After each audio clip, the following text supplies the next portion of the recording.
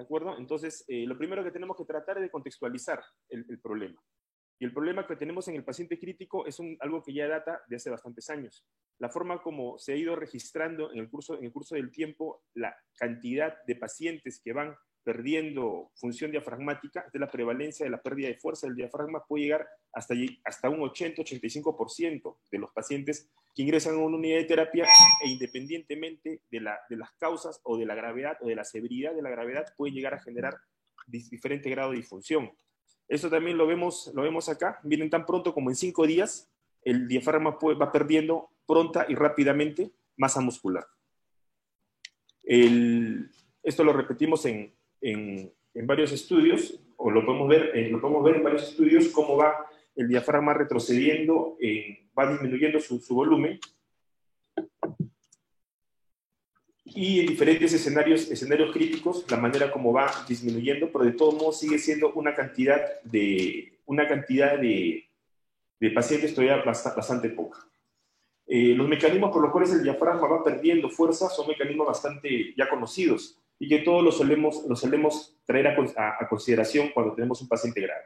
Siempre decimos no hay que relajarlo mucho tiempo, no hay que sobresedarlo. Debemos tener cuidado con la nutrición, tratar de nutrir al paciente, debemos tratar de tener el ventilador en parámetros de ventilación protectiva, porque todo eso a la larga va generando una serie de dificultades que posteriormente va a tener el paciente cuando se quiere hacer un trabajo de Wheeling o cuando entra al mismo proceso. Entonces, ¿por qué es que se genera todo esto? Las razones por las cuales se genera, una de las principales causas que se ha ido viendo en el curso del tiempo es la disfunción diafragmática que induce el propio ventilador mecánico.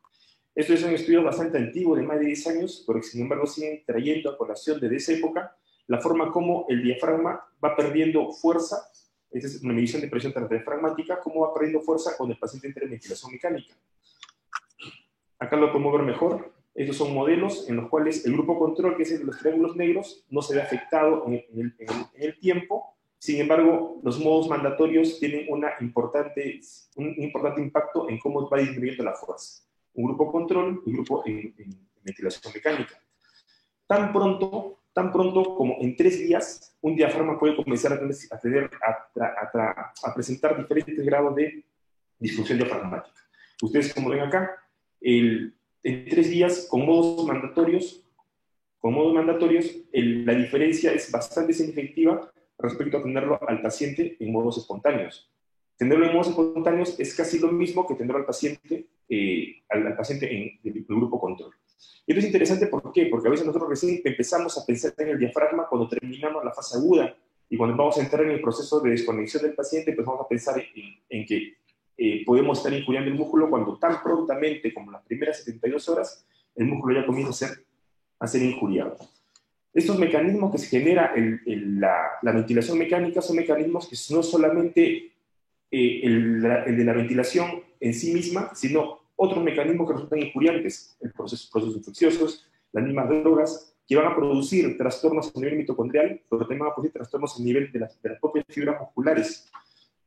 Acá vean ustedes, en los triángulos oscuros, en 3 días con ventilación, en triángulos claros, 3 días sin ventilación, cómo la cantidad de miofibrillas anormales se van acumulando al término de los 3 días, solamente 3 días, ya comienza a haber una reestructuración del diafragma. Entonces, no es solamente que el diafragma pierde fuerza, no es solamente una falta de fuerza por desuso, entre comillas, es que el diafragma comienza a tener alteraciones estructurales que luego en el tiempo son más difíciles de recuperar. Vean cómo se ve un músculo normal del grupo control y vean cómo se comienza a alterar la estructura propia del músculo en 3 días con ventilación mecánica.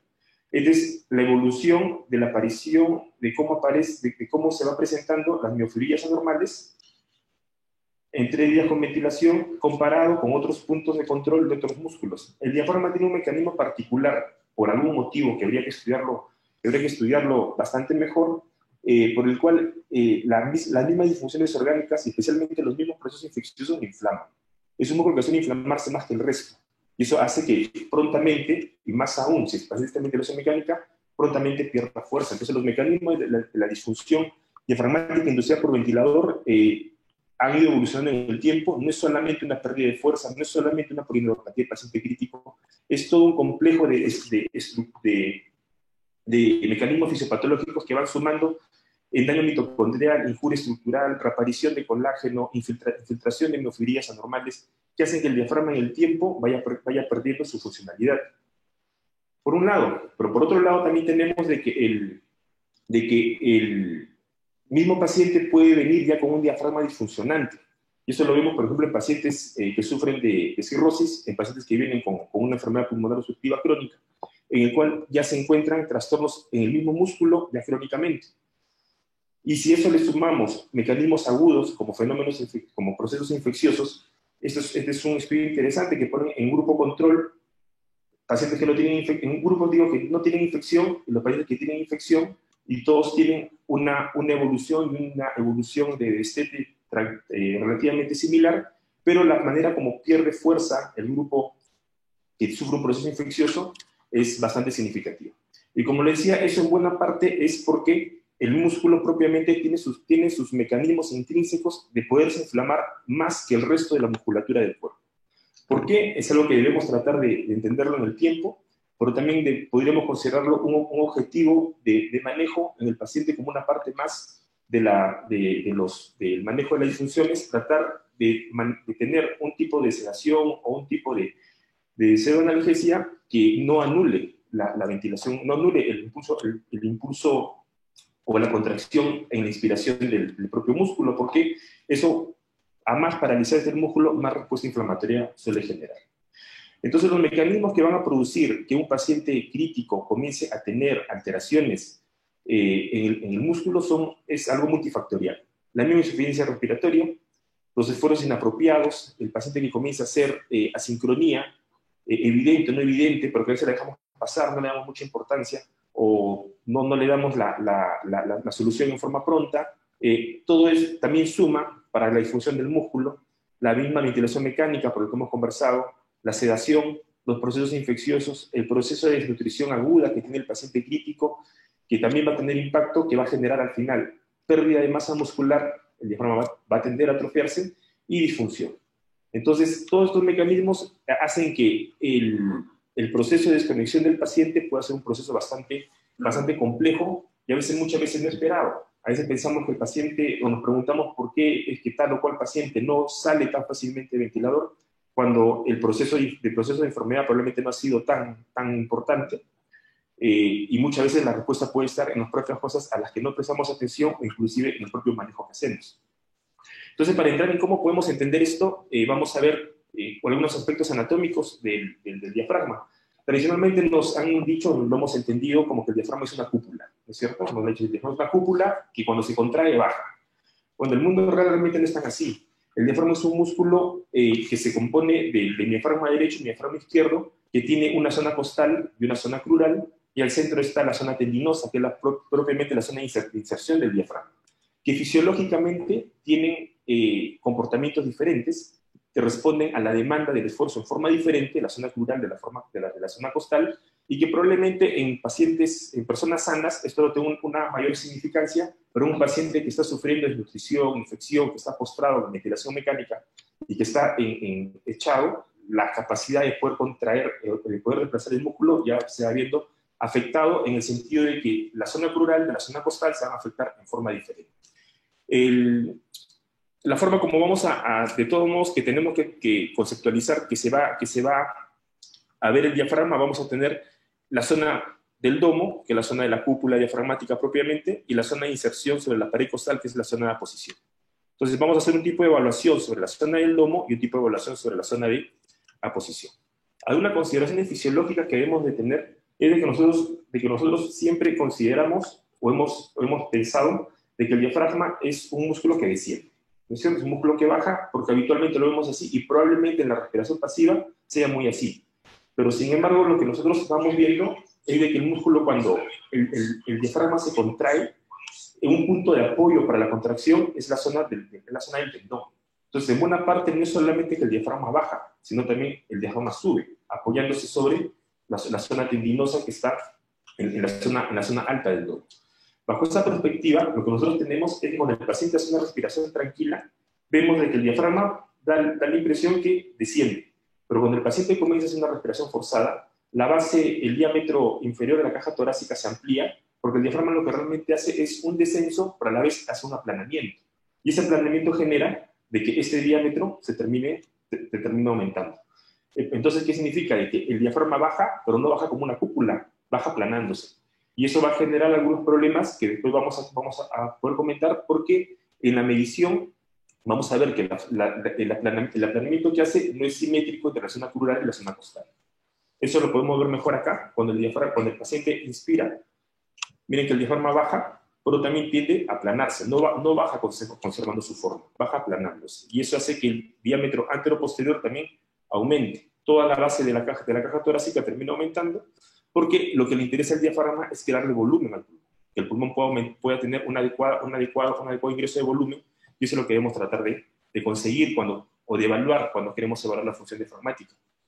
Hay una serie de formas para evaluar la función diafragmática, interpresión transdiafragmática, radiológicamente, etcétera, todo lo que ya sabemos, pero vamos a ver ahora cómo podemos evaluarlo con el ecógrafo, o hasta dónde podemos llegar a evaluarlo con el ecógrafo.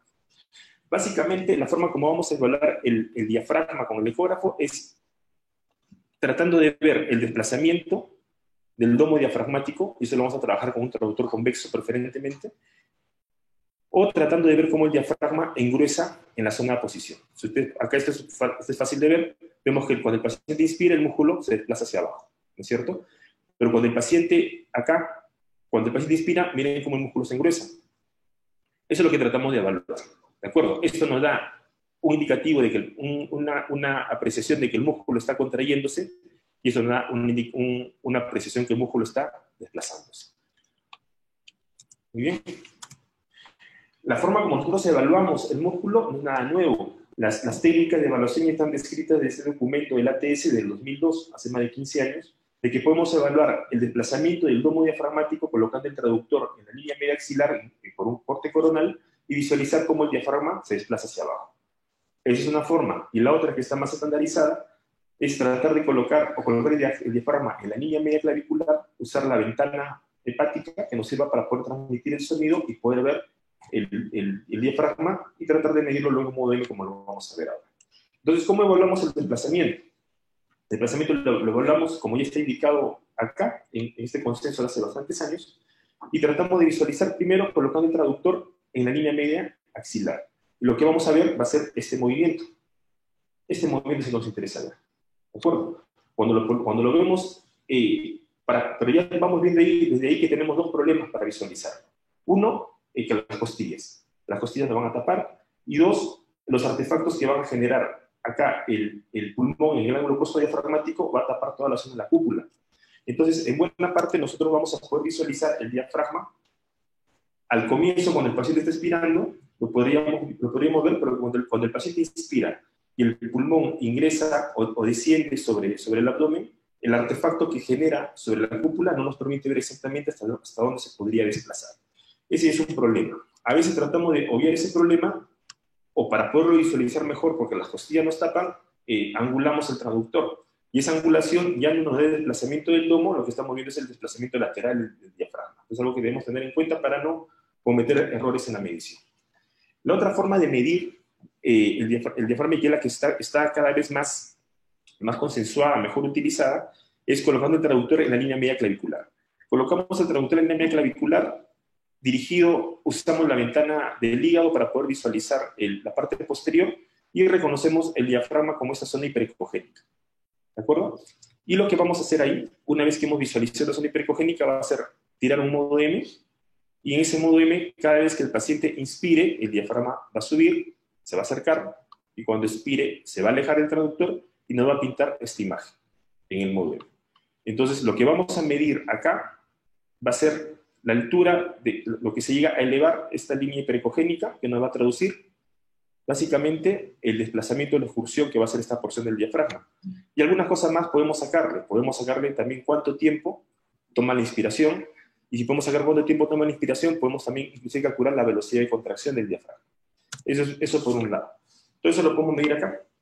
Se mide el tiempo inspiratorio, y con eso podemos calcular la velocidad de contracción diafragmática, en inspiración normal, en inspiración forzada, etc.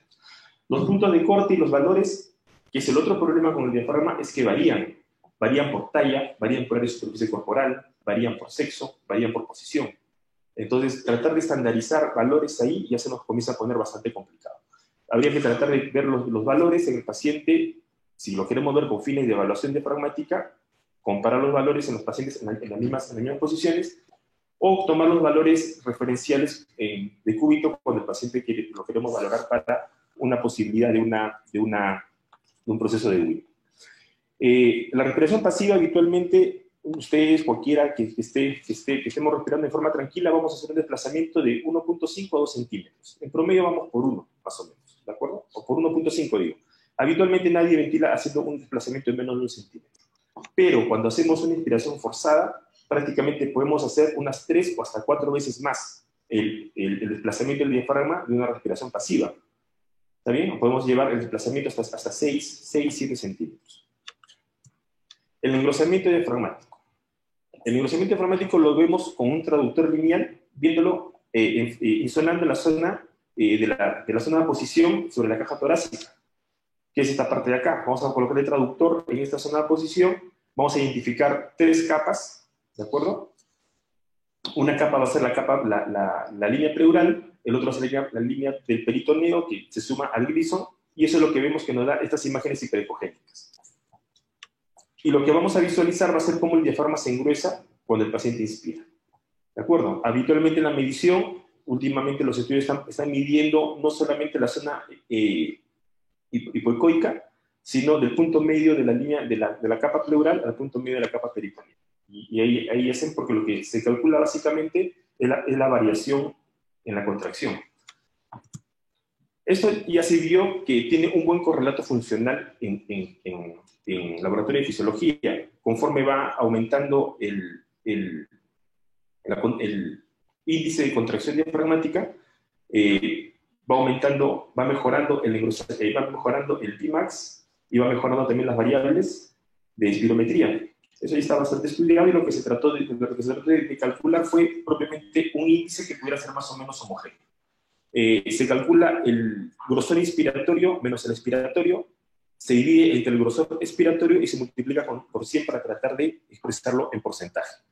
Esto lo podemos calcular en modo B, y si tenemos alguna buena ventana, algunos autores sugieren medirlo en modo E. ¿De acuerdo? Pero eso va a depender mucho de qué capacidad resolutiva de imagen podamos tener y qué tan buena ventana podamos tener. La mayoría, en verdad, en la práctica, lo tratamos de calcular en modo B. Se nos hace visualmente mucho más evidente.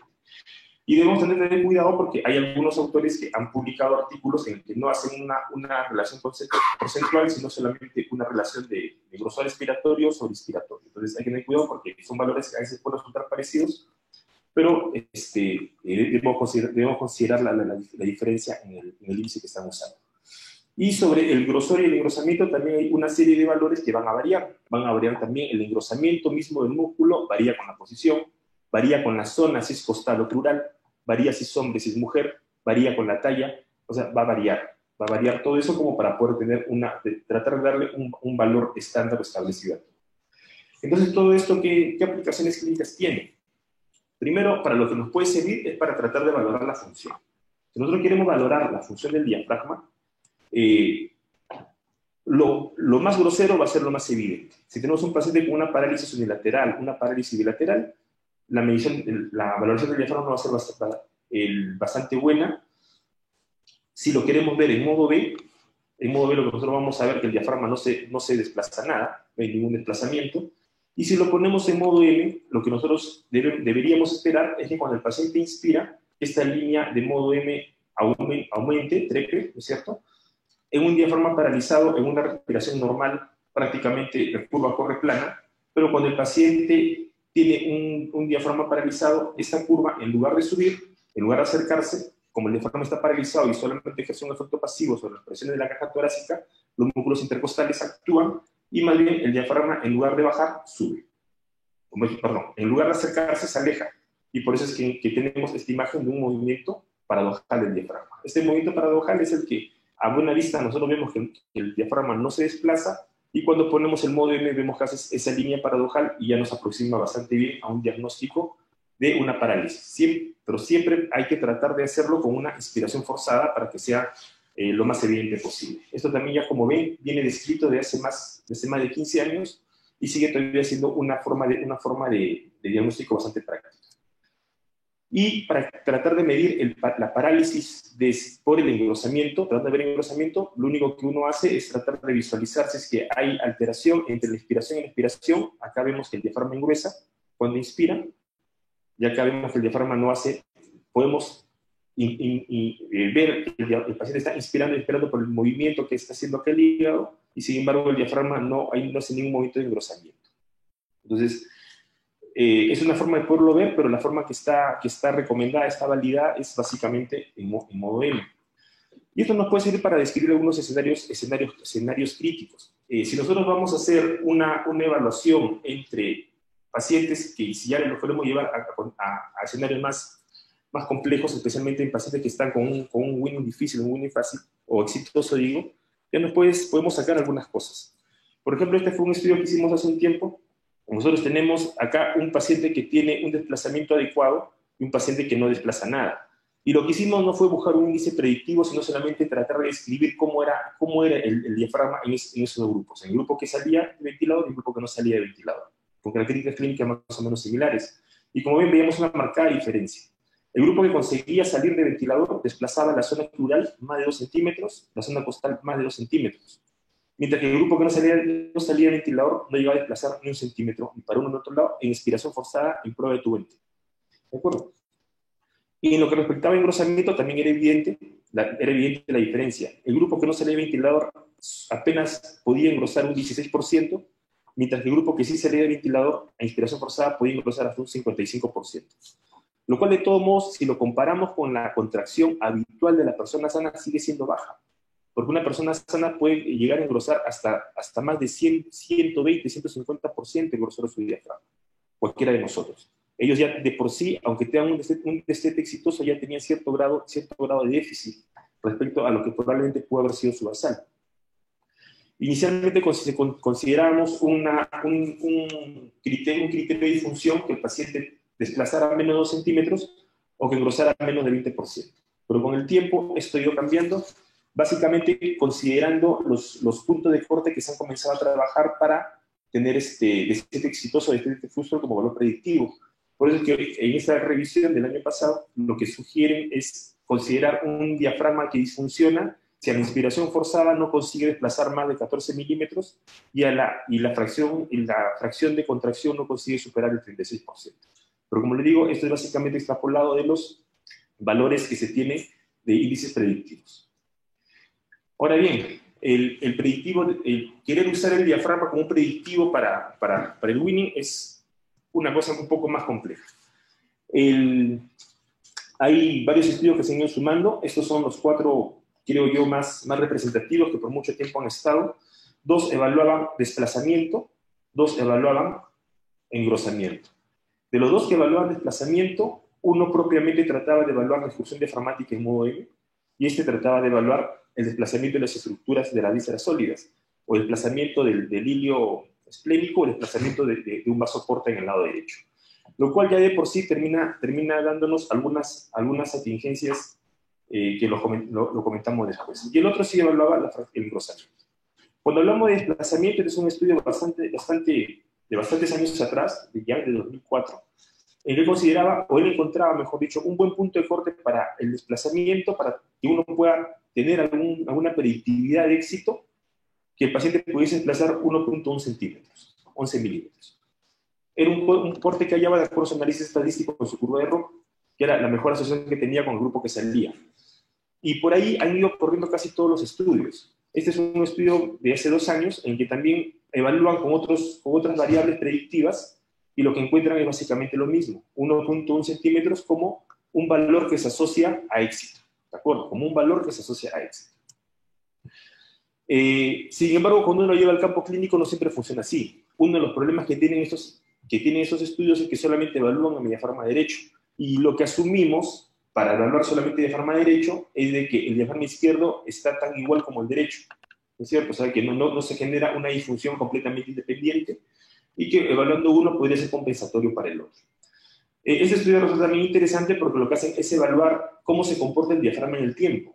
Antes cuando testa el ventilador, cuando está en una prueba de tubo en T y si se le extuba, cómo va. Para tratar de predecir si es que el paciente puede tener éxito o fracaso después de la extubación, pero no como un punto de corte. Cuando queremos evaluar o queremos estudiar el grosor del diafragma, para tratar de predecir la desconexión del ventilador, la mayoría lo que hace es evaluar el engrosamiento, ¿de acuerdo? El porcentaje de engrosamiento inspiratorio. Pero también hay autores que sugieren de que el mismo grosor previo al proceso de desconexión puede ser también un factor indicativo de que el paciente puede fracasar en el destete. Esto lo hacen en una población cautiva, lo hacen con pacientes cirróticos por trasplante, y encuentran que usando el punto de corte 2 milímetros, ese punto de corte para dar la atrofia, encuentran que los pacientes que tienen menos de 2 milímetros tienen una alta tasa de mayor tiempo de ventilación mecánica. Aunque es un estudio con poca muestra, pero de todo modo nos da un panorama interesante para considerarlo como un factor de riesgo, el grosor diafragmático, independientemente del grado de contracción que pueda tener. Estos son dos estudios referenciales que ya se han hecho bastante clásicos, a pesar de ser muy antiguos, el estudio de Guinina y el estudio de Ferrari, que evalúan el engrosamiento diafragmático como tal. ¿De acuerdo? El engrosamiento diafragmático como un índice predictivo de desconexión. El valor que usa Guinino, o el valor en que encuentra una mejor predictividad es en el 30%, y el valor que usa Ferrari, que encuentra una mejor predictividad, es 36%. Y por ahí hay un área bajo la curva de 79 versus 94. Entonces, por varios años estuvo considerado el 36% como un valor que pudiese ser considerado un punto de corte bastante cercano al éxito. Sin embargo, van saliendo estudios en el cual se encuentran también con una metodología similar, pero con técnicas ecográficas un poco más exactas, de que un punto de corte de 20% podría ser muy similar. Sale otro estudio en el que encuentran que su mejor punto de corte es 26%. Y cuando se ponen a revisar todos los estudios que evalúan engrosamiento inspiratorio, el punto de corte que usan es bastante visible. Se van desde 36% hasta 20-24%. Entonces, ¿por dónde anda el punto de corte en realidad? Es algo que todavía no podemos afirmarlo con certeza. Pero en realidad lo que a nosotros nos interesa cuando evaluamos diafragma es de que si el músculo se contrae, genere desplazamiento. No me sirve mucho que el músculo se contraiga y que no se desplace, o sea, que no le cree volumen al pulmón. Nos interesa ver que el pulmón se ventile. Esa es la idea que debe tener el diafragma. Entonces, tener un músculo que engruesa, pero que no desplaza, ya puede ser un problema si queremos solamente evaluar o uno o evaluar solamente otro. Por eso es que ya comienzan a aparecer estudios en que comienzan a evaluar la excursión diafragmática, el desplazamiento diafragmático con algún índice de contracción.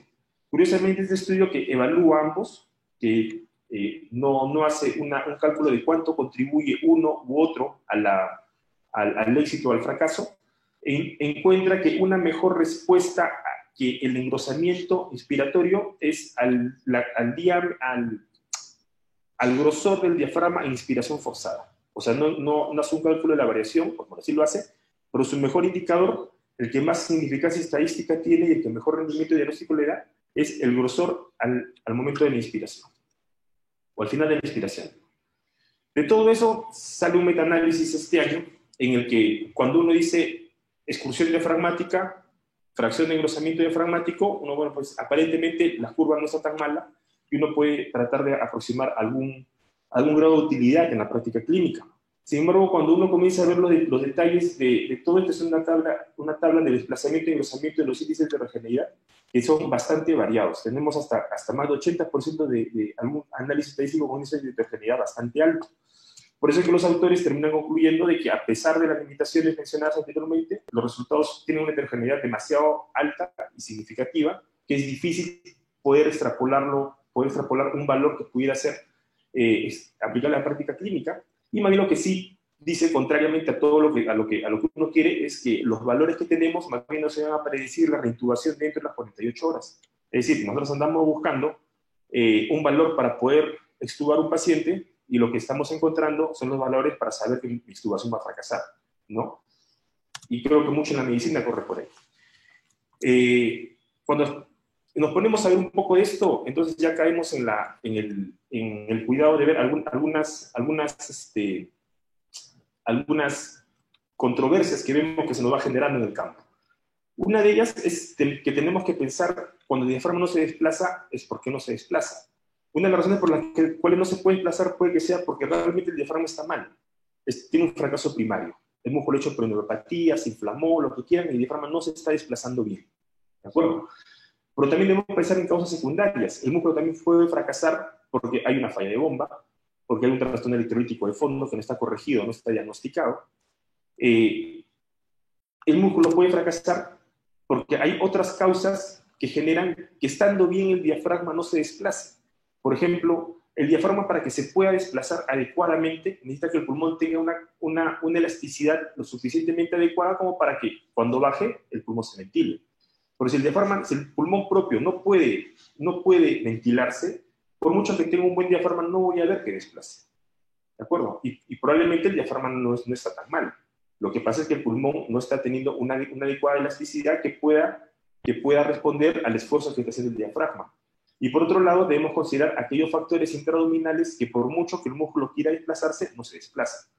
Entonces, debemos pensar también de que cuando el músculo no desplaza, no es solamente cuestión del diafragma en sí mismo, sino puede ser una consecuencia del fracaso que se da bien, de causas secundarias.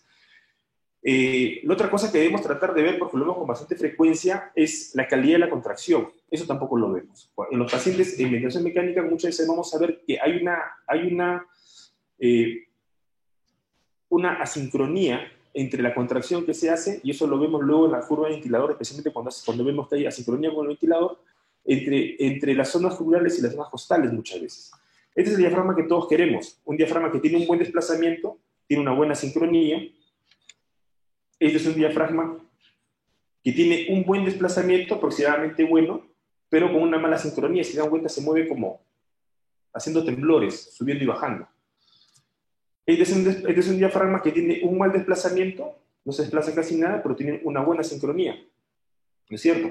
¿Por qué se produce eso? Es algo que todavía no podemos contestarlo bien. Y es el diafragma que todos tememos, el que no tiene ninguna actividad contráctil, que no desplaza nada y que está con un comportamiento completamente pasivo de las presiones que haga la caja torácica. Lo curioso es que estos 4 pacientes tenían características muy similares de desconexión. Sin embargo, cuando veíamos el diafragma, eran pacientes completamente diferentes en lo que su función muscular requería. Otra cosa que también no tenemos del todo claro es que cuando mido, ¿qué estoy midiendo? Si yo pongo el traductor en la línea media axilar, ¿de acuerdo? Es porque estoy asumiendo que el diafragma se va a comportar como una cúpula y va a bajar, ¿no es cierto? Pero como hemos visto, el diafragma no desciende. El diafragma, cierto, baja un poco, pero su tendencia es aplanarse y tirar el diámetro anteroposterior hacia la zona más anterior.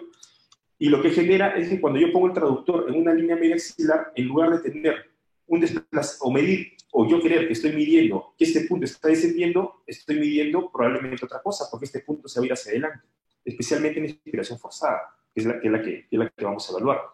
Los puntos que mido se desplazan, no es lo mismo lo que yo estoy midiendo todo el tiempo. Otra cosa que tampoco no valoramos cuando ponemos el traductor en la línea media es si hay alguna disfunción entre la zona ocular y la zona costal. Normalmente cuando nosotros medimos en superficie, el desplazamiento costal fisiológicamente se mueve menos que la zona ocular. La zona ocular se mueve más que la zona costal. Pero cuando le echamos al paciente y lo ponemos en ventilación mecánica, esto se invierte. La zona costal se suele mover menos que la zona ocular se suele mover menos que la costal. Y no es que la costal haya mejorado su función. Y esto lo vemos, hay una serie de estudios sobre las disfunciones que se generan, y eso en buena parte va respondiendo a que los mismos arcos de circunferencia que tiene cada segmento son diferentes, y el desplazamiento que va a hacer uno u otro cuando ya hay sincronía entre ellos también va a terminar siendo diferentes. El otro problema que tenemos es de que medimos solamente el lado derecho.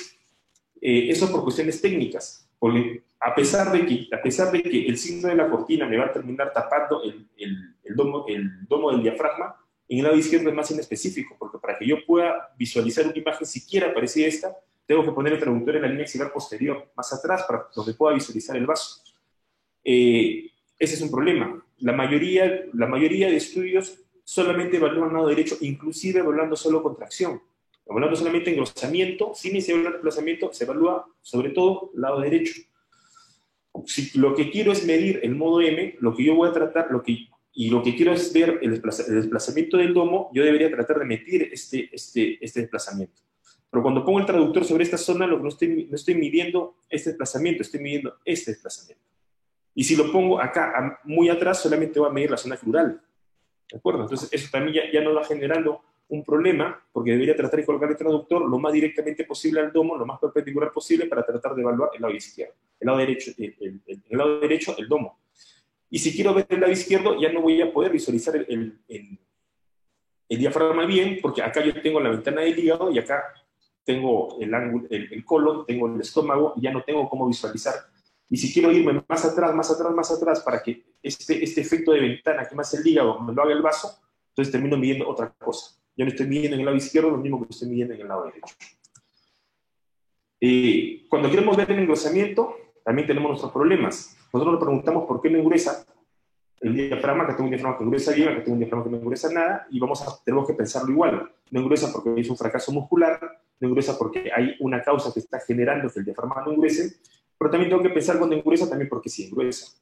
Porque yo puedo tener en un proceso cuando nosotros medimos inicialmente en el destete, en el Winnie, el paciente va haciendo un efecto de contracción más o menos razonable, pero conforme se vaya agotando, ese efecto de contracción, por más esfuerzo, va a ser más engrosamiento. Entonces también nos puede resultar engañoso si yo veo que el paciente comienza a engrosar mejor, no necesariamente significa que el músculo esté mejor, también puede significar que el músculo está más bien agotándose. Todos esos problemas que se van generando también nos suma a todo eso el asunto final, que lo que nos interesa es que el diafragma genere volumen al pulmón. Entonces yo tengo que el diafragma se contrae, se engruesa, pero si no se desplaza y no evalúa desplazamiento, eso también puede ser un factor de sesgo importante. Entonces, en medio de todo esto, de toda esta problemática que vemos, que tenemos sobre el desplazamiento, cómo valoramos el desplazamiento, no tenemos claro cómo medirlo, la estereotaxia del diafragma es bastante caprichosa, uno lo ve y aparentemente sencillo, y digo, esto se mide fácil, pero a lo largo de las horas y conforme se va haciendo más complejo el paciente, uno se va dando cuenta de que no es tan fácil de poner el traductor y medir linealmente algo. Y lo que viene después, la pregunta obligatoria es, ¿qué estoy midiendo? Lo que estamos midiendo hasta ahora refleja realmente lo que yo quiero que el diafragma haga. Yo cuando hago una medición lineal del diafragma, por modo M o por modo B, y cuando veo un engrosamiento del músculo, realmente traduce lo que yo quiero traducir, que es que el diafragma le cree volumen pulmonar al paciente. Es como si yo, haciendo la analogía con cardio, es como si yo quisiera calcular la fracción de eyección con exactitud, viendo solamente el acortamiento o viendo solamente cómo se engresa el músculo. Creo que todos estamos de acuerdo en que nadie va a tomar seriamente en todos los pacientes, y a más complejo peor, o a más cardiopatía tenga, de que alguna de estas mediciones nos pueda aproximar ni siquiera cercanamente una fracción de eyección. Y lo mismo nos está pasando con el diafragma. Estamos haciendo mediciones lineales, estamos haciendo mediciones musculares, cuando lo que debemos buscar la forma es tratar de evaluar que el diafragma le cree una adecuada, o le dé las condiciones adecuadas para una ventilación al pulmón. Como si eso fuera poco, en medio de todos esos problemas, la mayoría de estudios que tenemos solamente evaluamos contractilidad. Y evaluando solamente contractilidad, todavía no tenemos claro cómo combinar la contractilidad con el desplazamiento. O sea, cuánto contribuye una buena contracción, cuánto contribuye un buen desplazamiento, o si la contracción debería generar tanto o tal o cual desplazamiento en patología. Para colmo de males que no tenemos esto claro, no tenemos claro cómo medimos en forma idónea el desplazamiento, porque estamos midiendo solamente estamos haciendo una medición lineal de todo un músculo bastante complejo, por lo que hemos tratado de describir. Como si que eso fuera poco, no estamos teniendo claro cuál es la calidad de la contracción que estamos teniendo. Si el músculo se mueve, si lo que estoy midiendo en la zona crural a lo mejor se mueve bien, pero en ese mismo músculo quizá la zona costal se mueve mal. Entonces no estamos valorando la calidad de la contracción que tiene. Como si que eso fuera poco, solamente estamos midiendo el diafragma derecho. Y la mayoría de nosotros nos medimos el diafragma izquierdo, no porque no querramos, sino porque no tenemos ventana. Si podemos ver bien el derecho es porque tenemos la suerte de tener el hígado. Y en el lado izquierdo, que no tenemos el hígado, prácticamente perdemos toda la ventana que podemos tener para visualizarlo. Y se hace muy aleatorio. Puede que lo veas, puede que no lo veas, pero ya no te permite hacer una técnica estándar. Y como si eso fuera poco, no estudiamos intercostales. Porque como sabemos, inclusive en condiciones sanas, el diafragma es el principal músculo respiratorio, pero no es el único. Y en patología, la actividad de los intercostales probablemente pueda tener una mayor importancia con fines de rehabilitación y de terapia respiratoria, cuando el diafragma vemos que no se está recuperando en una forma idónea.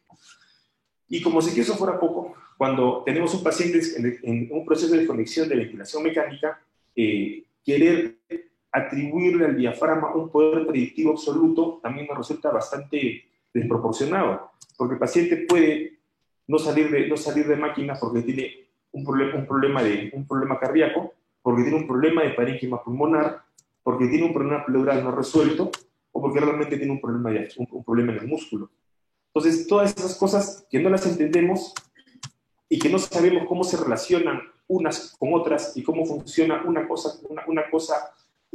de ellas, cómo influye sobre otras, es algo que nos deja bastante, por decirlo menos, sin piso para querer usar solamente la contracción diafragmática para predecir un winning exitoso. Nosotros podemos tener que el músculo puede fracasar por bomba, podemos tener que el parénquima puede fracasar por músculo, el músculo no se contrae bien y termina telectasiándose, el parénquima puede fracasar porque la bomba no funciona bien y hace presiones diastólicas elevadas, o si no hay función diastólica, presión de llenado elevada, se termina congestionándose, se termina conllevando que el músculo fracase, o ni siquiera tenemos claro de qué manera puede contribuir tal o cual tipo de difusión pleural, tal o cual tipo de atelectasia en el movimiento del diafragma.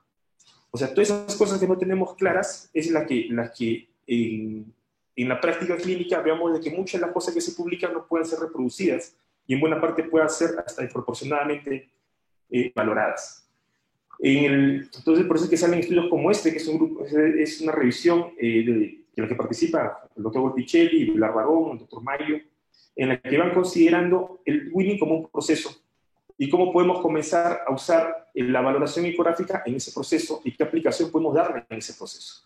Antes del tubo en T, antes de la respiración espontánea, durante el test de respiración espontánea, después del test de respiración espontánea, una valoración de corazón, de pleura, de diafragma, cómo lo ordenamos.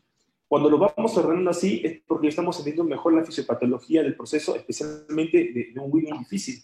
Por eso es que ya van saliendo estudios como este, que lo publican este año, en el que van evaluando ultrasonido pulmonar con engrosamiento diafragmático, que tiene un rendimiento diagnóstico aceptable, pero cuando combinan ambos, el rendimiento diagnóstico mejora, el rendimiento predictivo mejora.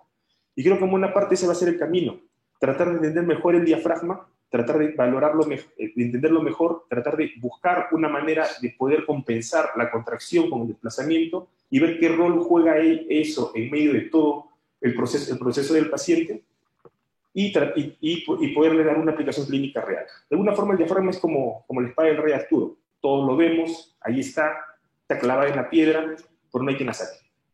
¿No es cierto? O sea, lo vemos ahí, cómo se mueve, cómo se contrae, pero realmente cuál es el punto, cuál es el valor, cuál es la forma correcta de valorarla, de contextualizarlo en el resto de factores que influyen en una desconexión, es algo que todavía no tenemos claro. Entonces, para concluir, la evaluación muscular es limitada por factores anatómicos. Sobre el lado derecho se puede visualizar adecuadamente bien, y las evaluaciones indirectas, las malas ventanas, suelen ser factores de error y de sesgo a la larga. El diafragma es el principal músculo respiratorio, pero no es el único. El winning es un proceso multifactorial en el que debemos incluir la evaluación muscular como un componente de un análisis más completo, el comenzar a entender, si queremos usar el ecógrafo, el comenzar a entender, valorar el winning como una evaluación multifocal de los órganos que pueden ser implicados en que el paciente pueda salir o pasar de máquina, básicamente corre por primero hacer el diagnóstico de por qué el paciente no sale de máquina. El paciente no sale de máquina porque tiene un problema de bomba, no sale de máquina porque está congestionado aún, porque no ha manejado bien una falla cardíaca, o porque realmente el músculo está disfuncionando. El fracaso diafragmático requiere diferenciarse primero si es que es primario. O sea, si es que es propiamente el músculo el que está fallando, o si es que hay alguna causa extra que está haciendo que el músculo fracase. ¿Cómo tenemos esto claro? Todavía no lo tenemos claro. No tenemos claro cómo valorar si el músculo está fracasando en forma primaria o en forma secundaria, porque requiere un proceso diagnóstico más complejo. El ultrasonido sirve para verificar la viabilidad o parálisis, o de alguna forma valorar el grado de disfunción. Nos sirve bien para definir escenarios clínicos, nos sirve bien para, en un escenario clínico de un paciente complicado, con un Winning difícil, terminar diciendo ese diafragma está mal, en un paciente con destete adecuado ese diafragma está bien, pero todavía no tenemos claro cómo tratar de utilizarlo para valorar exitosamente un Winning. Y de alguna forma quererlo valorar ahí puede resultar todavía un tanto errático si es que no lo sabemos poner bien en el escenario clínico correcto. Muy bien, eso es todo lo que quería comentarles.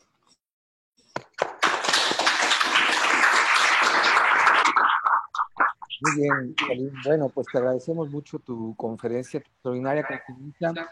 Ahora vamos a ver si hay alguna pregunta en nuestro auditorio. Por ahí tenemos a Pedro Adán, parece que tiene una pregunta. Pedro Adán, vamos a ver. No, parece que no. A ver. Experiencia. Bueno, Gerardo Montes, que sabemos que es pediatra, nos pregunta si existe alguna experiencia por tu parte respecto a la evaluación del diafragma en pacientes pediátricos. Yo trabajo con adultos, nunca he tenido la oportunidad de tratar de extrapolar este no me sabría con. No sé si hubiera alguna otra comentario. Si nos puedes hablar sobre el estudio de diafragma. Bueno, también es el mismo comentario de otro pediatra, que si nos puedes hablar del estudio de diafragma en el paciente pediátrico. ¿Sí hay algún estudio? Sí hay, estudios sí hay. Los puntos de corte, el problema de conceptualización es básicamente el mismo. Hay algunos esbozos por ahí de buscar puntos de corte. El problema en pediátricos entiendo que es todavía aún más complejo porque la fisiología varía con la edad, con el peso. No he encontrado nada concluyente sobre eso. De acuerdo. Muy bien, no sé si aquí en el auditorio alguien tuviera un comentario, alguna pregunta. Ok, doctor, nada más explicarte, por favor, un poquito para que te puedan escuchar también en línea. Vente para acá.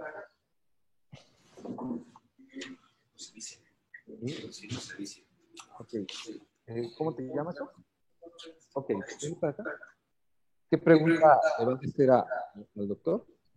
Pues teniendo en cuenta que lo que más nos interesa de la diafragma es pues, evitar variarse del volumen. ¿Existe algún estudio índice o algo en el que correlacione ya sea el grado de desplazamiento o desplazamiento al momento de la contracción con el volumen tinal expiratorio en una prueba de ventilación espontánea? Sí, hay estudios que lo hacen. Primero, la forma en que validaron el engrosamiento fue como se lo puse en una diapo con espirometría, con presión diafragmática y se dio una buena correlación. En un test de respiración espontánea también lo hacen, cuando lo hacen con presión soporte, también lo hacen con curvas de valoración de volumen. Sí hay, eso sí hay. El asunto termina siendo un poco el éxito, ¿no? El éxito que puedes tener. La mayoría de estudios lo que hace es coge el grupo de pacientes que va a salir del ventilador, o agarra una cohorte de pacientes y luego ve la evolución, va haciendo su medición, va haciendo sus estudios, sus mediciones o las variables que pueda medir, y lo que hacen son el grupo con éxito, el grupo con fracaso. Y en el grupo con fracaso lo que buscan cuál es el mejor valor en una curva de ROC que se asociaba para tratar de darle un grado de predictividad a que ese punto de corte podía asociarse a que el paciente fracase. 36%, 30%, 20%, en diferentes escenarios clínicos con diferentes pacientes. Pero que hay un estudio que te diga, este paciente tiene más de 30% y lo extuvo, y que no tiene más de 30% no lo extuvo, eso no. Esos puntos de corte llevados a la práctica clínica en ese tipo de valoración todavía no los tenemos. La pregunta sería, bueno, más bien si existe algún índice similar, por ejemplo, el índice de respiración superficial, donde hayan correlacionado dos números y ya no se haga Ya te entiendo. No lo he visto. O sea, una relación entre el volumen con la inspiración como una fracción, un ratio, algo así. No.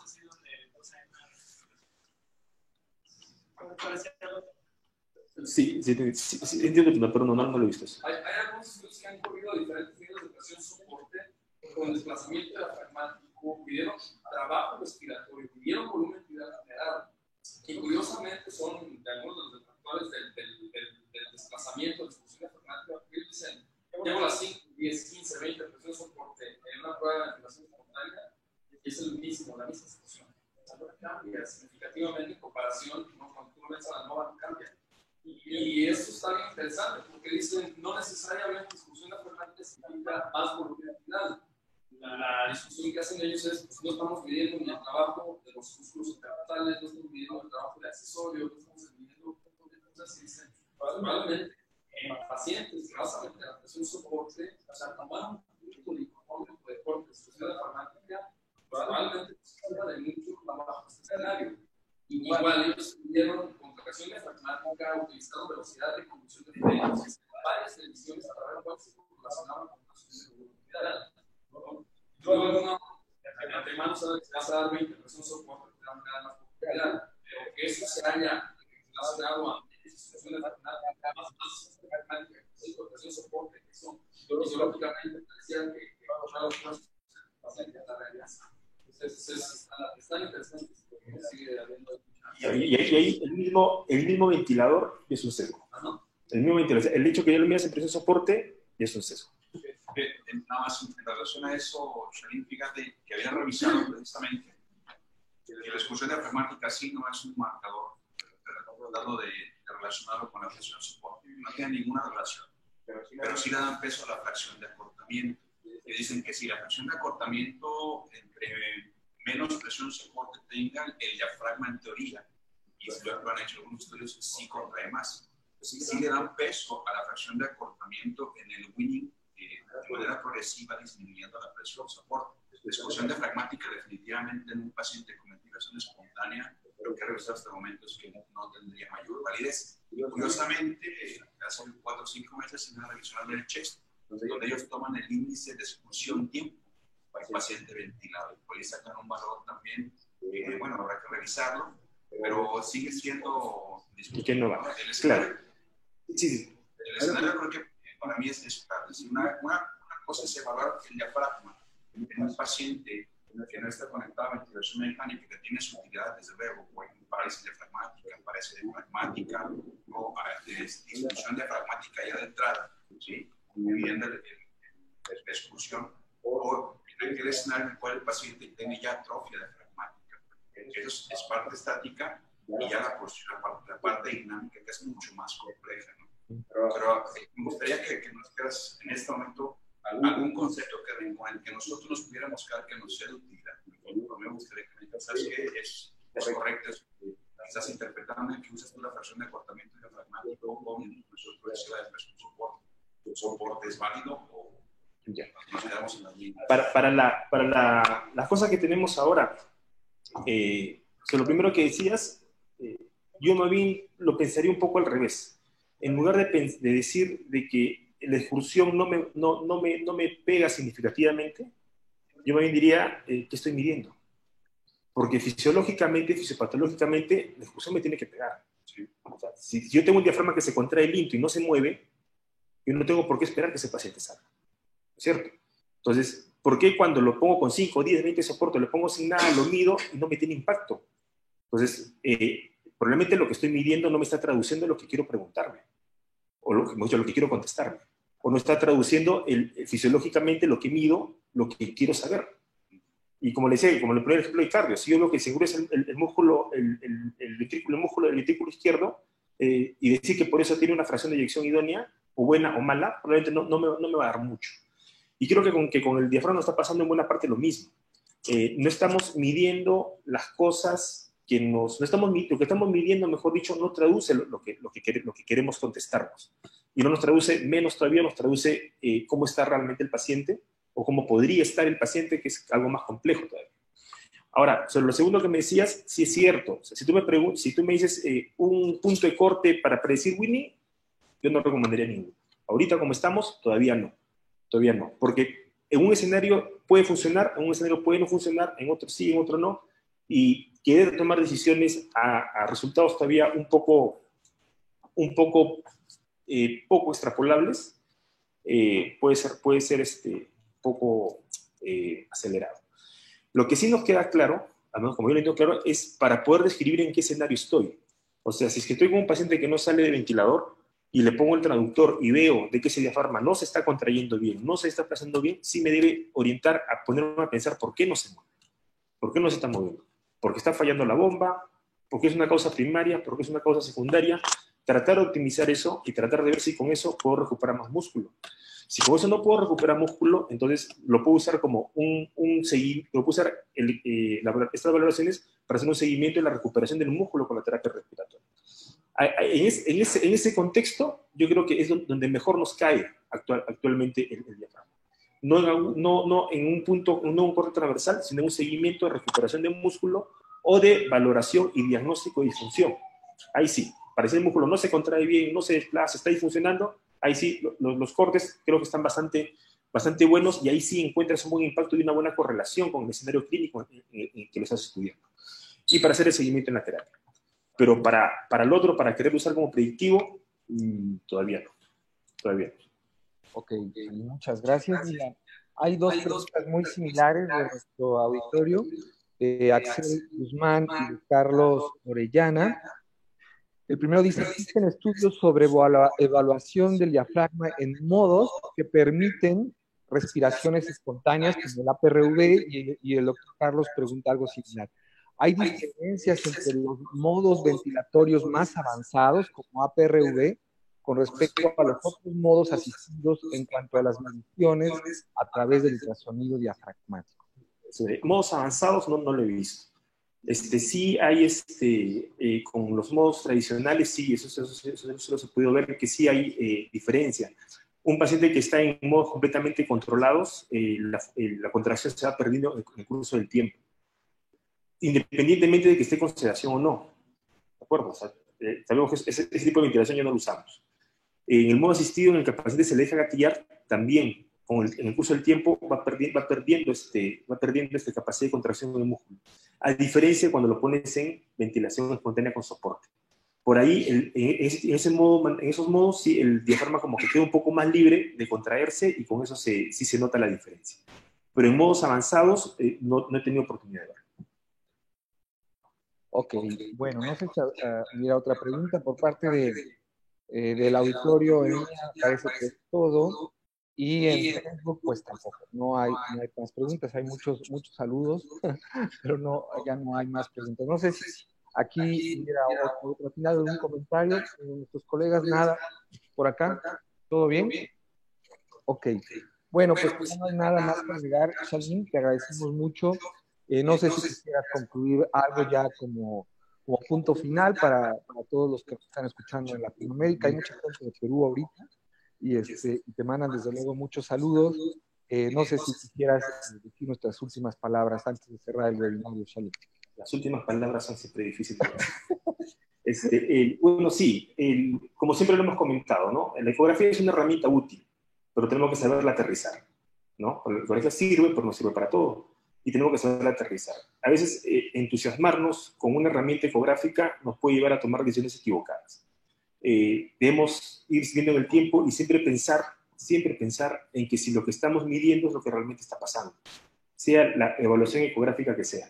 Tenemos que ver si lo que estamos midiendo es lo que realmente está pasando con el paciente y si lo que estamos midiendo realmente está midiendo lo que yo quiero saber.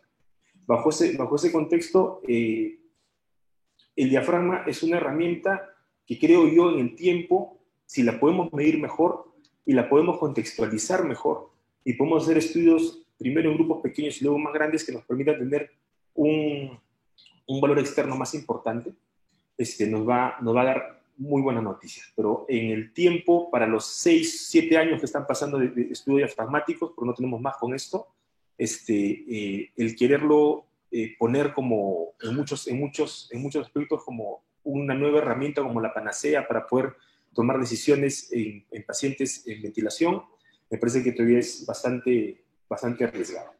Así que nada, muchas gracias. Les agradezco a ustedes la invitación, a los que han podido asistir por la web, y a ti especialmente, Juan, gracias por la invitación y por haber considerado. Para mí es un gusto que me hayas tenido en cuenta para las sesiones de webinarios de la sociedad que tienen, porque es probablemente inmerecido. Te los agradezco mucho. Muchas gracias. Muy bien, pues esto ha sido todo. Les agradecemos a todos los que nos están viendo en línea.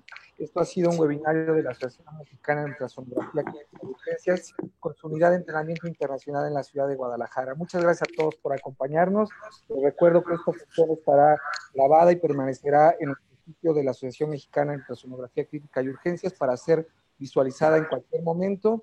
Y pues bueno, nos estaremos viendo después. Gracias a todos por acompañarnos. Un abrazo afectuoso desde Guadalajara, México, a todo el mundo y especialmente a Latinoamérica. Gracias. Hasta luego. Muy bien.